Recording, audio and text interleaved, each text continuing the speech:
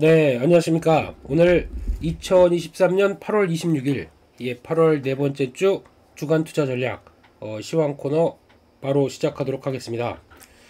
네, 한 주 또 참 애매모호한, 그런 시간이 지나온 것 같습니다. 그런 쪽에서 일단 시장 분위기 한번 또 체크를 해보고, 재미는 없지만, 이런 쪽에서 나가야 될 변화, 이런 거 한번 또 체크를 해보도록 하겠습니다.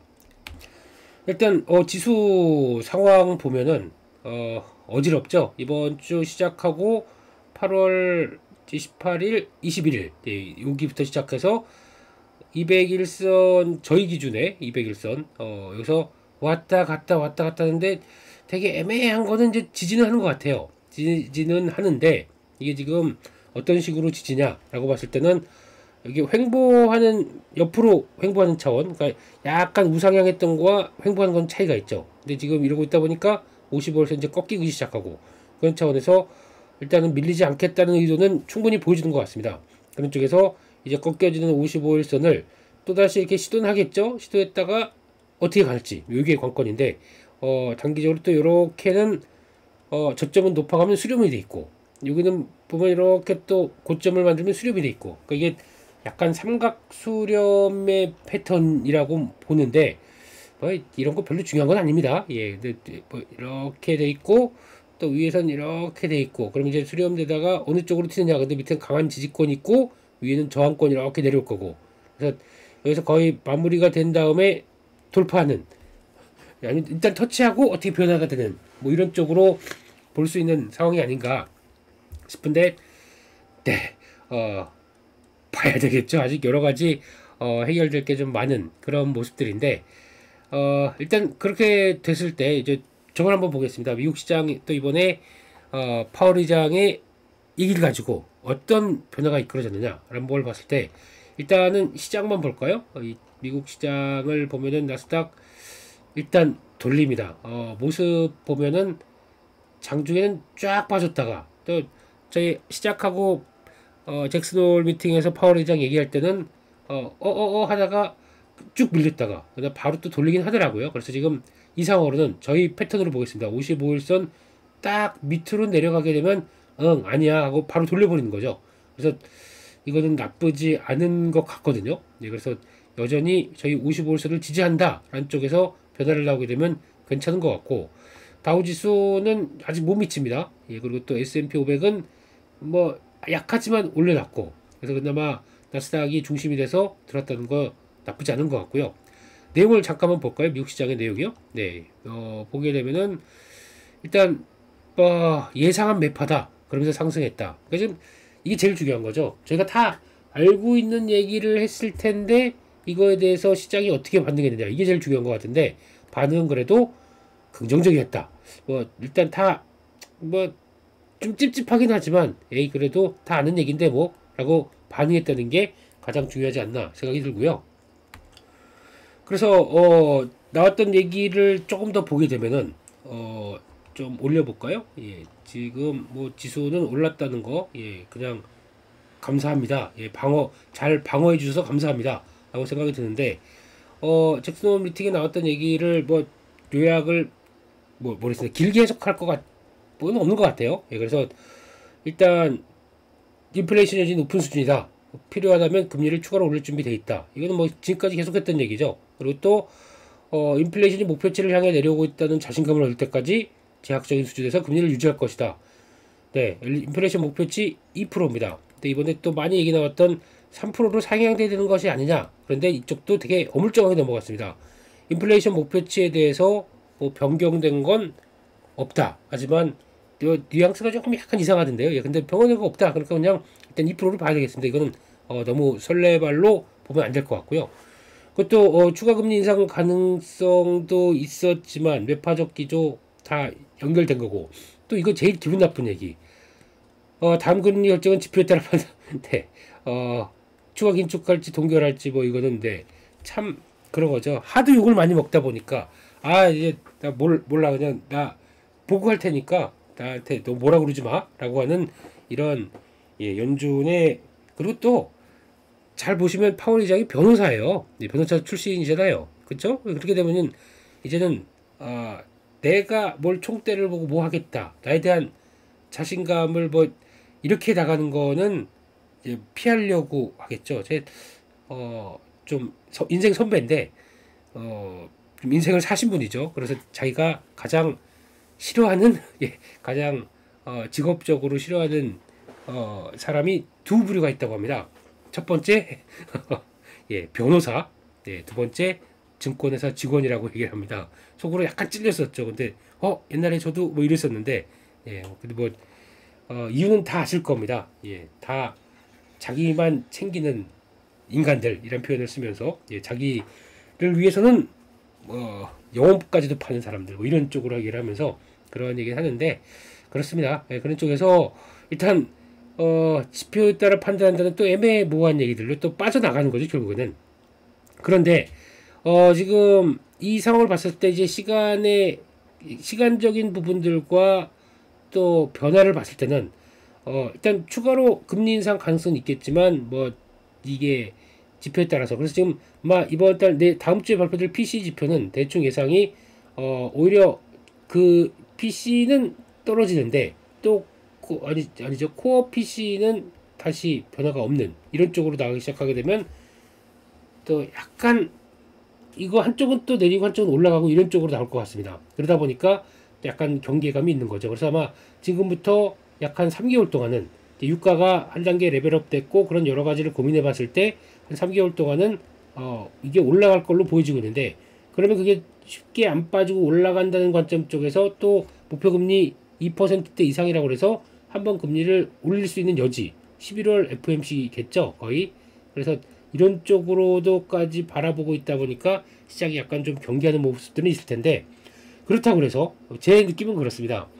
이 예전에만큼 이제 2%대로 확 떨어지지 않는다고 그래서 3%대에서 잠깐 돌고 턴을 약간 한다고 그래서 이걸 가지고 어떤 금리를 또다시 강하게 올릴 배경은 아닐 거라고 생각이 들고요. 이제 한동안 유진하겠죠. 유진하다가 얼마큼 또 경기의 급냉이나 아니면 경기가 침체되는 완만한 신호를 보였었을 때 어떤 대응이 나오기 시작하겠죠. 그렇기 때문에 아마 지금은 모르겠습니다. 너무 금리가 또 올라 그거에 따른 고통이나 타격들이 들어올 거야라고 보기는 조금 좀 그러지 않나 생각이 듭니다. 그렇게 봐야 될 것 같고요. 그리고 또 나머지 얘기들은 거의 비슷한 얘기를 한 것 같습니다. 그래서 뭐 소비자 신뢰지수는 전부 다 부진했다라고 하고 인플레이션 기대치는 이건 이제 시장의 반응이니까요. 이거는 미시간대 소비자 심리 69.5 많이 떨어졌네요. 네, 그런 상황들이고 그리고 또 기대 인플레이션 1년 기대 인플레이션이 3.5 예비치인 3.3보다 높아졌다. 근데 뭐 예비치는 높아졌지만 추세를 보게 되면 꾸준히 떨어지는 추세이기 때문에 그렇게 일단 봐야 되겠다 한쪽이고 특별한 내용들은 일단 잘 견뎠다 이렇게 바라보고 있습니다.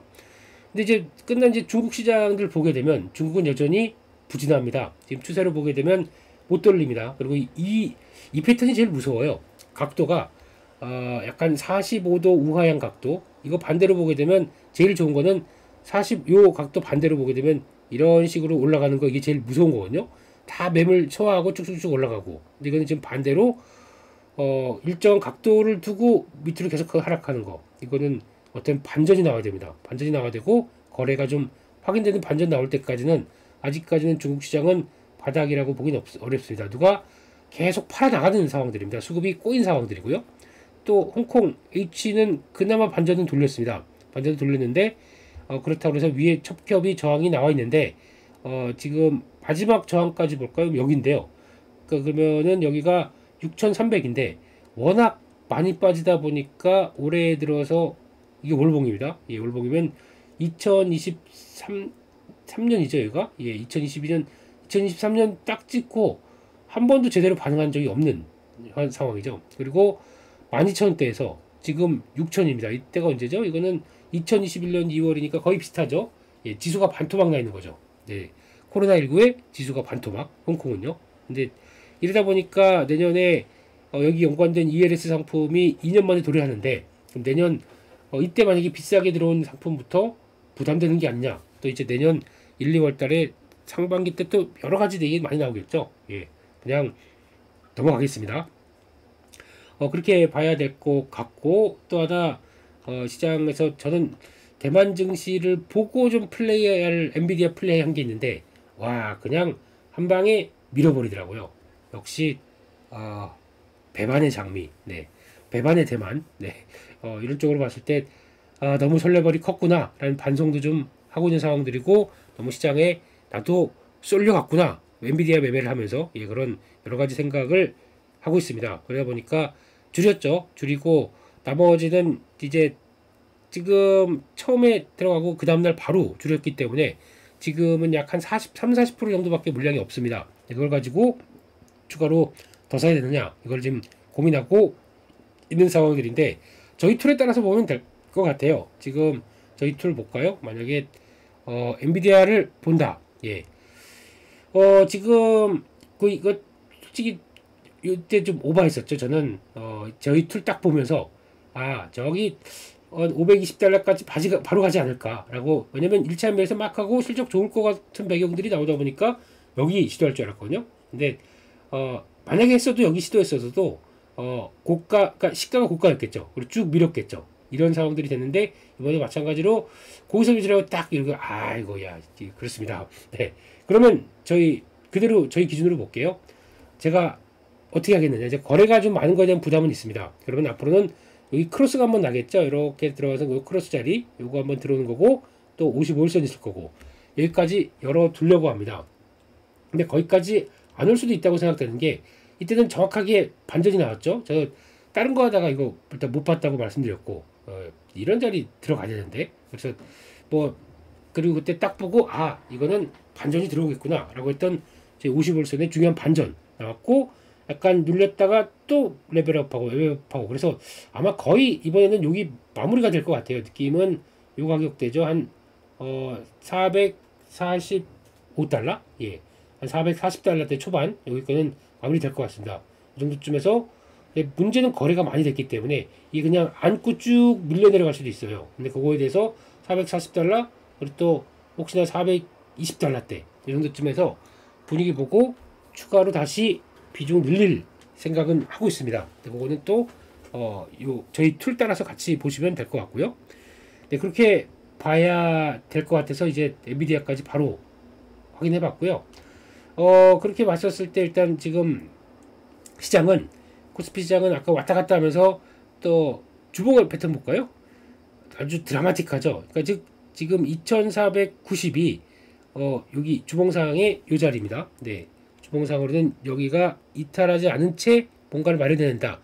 아주 좋은, 이제 추세는 고점에서 미약하지만 그렇다고 빠지리라고 보긴 힘든 자리, 아주 중요한 강력한 지지권, 여기서 돌리기 시작하게 되면 그다음에 또 무섭게 갈 수 있는데, 요 지지를 하면서 나오는 기간들이 좀 오래 걸릴 수 있습니다. 이럴 때 같은 경우도 그랬었죠. 그래서 양봉은 양봉인데 미약한 양봉, 이런 쪽에서 변화에 대한 시도가 나오게 되면 주봉은 제가 보기에는 패턴 나쁘지 않다. 근데 반대로 이거를 밀고 내려오기 시작한다 라고 하게 되면 이거는 좀 아플 것 같아요. 예, 밀고 내려오기 시작하게 되면. 근데 그때 아마 이렇게 되기 시작할 때는 외국인들 현물 매도가 본격적으로 나오는 구간이 이어져야 될 것 같습니다. 그럼 이거 빠지면서 변화가 강하게 나올 수 있는 이런 상황들인데, 근데 그거는 아직은 이번에 보여준 것도 아직 그런 상황들이 아니라고 생각하기 때문에 일단은 기다려 보는 거고요.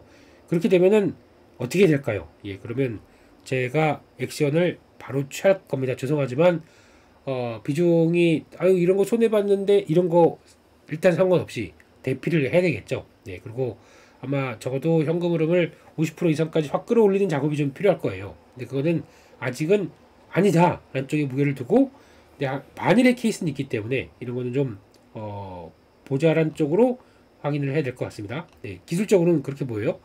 코스닥은 그나마 지금 스타일로 봐서는 잘 버티고는 있는데, 어떻게 잘 버티고 있나 한번 볼까요? 네, 주봉의 버팀도 훨씬 더 강해요. 지금 보면은 이런 추세선의 13주선의 흐름들 양호하게 보여주고 있고 강하고, 그리고 또 지금 일봉상에서도 밑으로 내려갔다 바로 돌리는 모습들, 그러니까 지금 55선 위에 있습니다. 차이가 있는 거죠. 저희가 코스닥, 코스피, 물론 2차전지 가지고 여러 가지 얘기를 많이 하시고 또 부정적으로 보는 분들이 있는데, 참 안타까운 게 아니 그러면 2차 전지 쪽이 만약에 빠져서 코스닥이 하락하게 되면 과연 당신들이 원하는 시장이 올 수 있을까요? 당신들 종목들 다 빠지는데? 예.